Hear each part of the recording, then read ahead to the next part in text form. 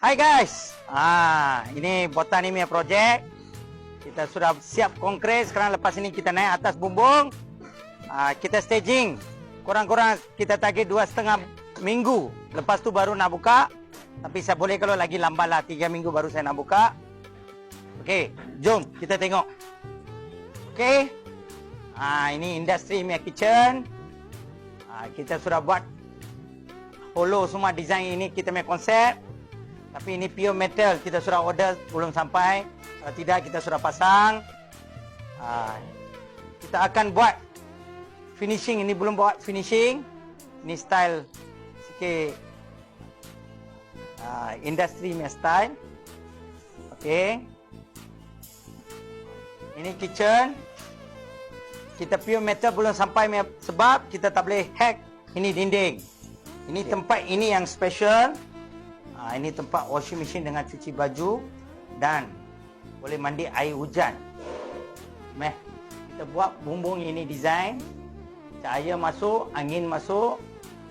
Mari sini boleh view.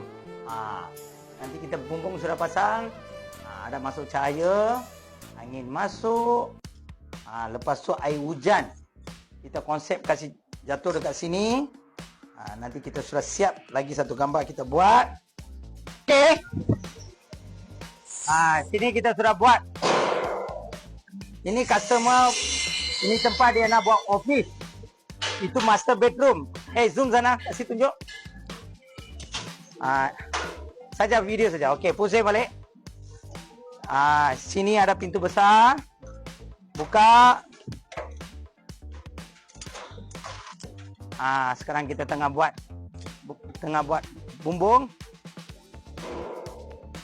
Ini kita punya profesional. Fendi juga. Fendi tak ada, tak boleh buat. Orang handsome. Dia tengah cari perempuan ada. Tapi tua sikit lah, jangan mudah. Okey. Itu saja. Mari. Dari sini kita boleh tengok kitchen. Industri. Ini dari sini boleh nampak ini kitchen.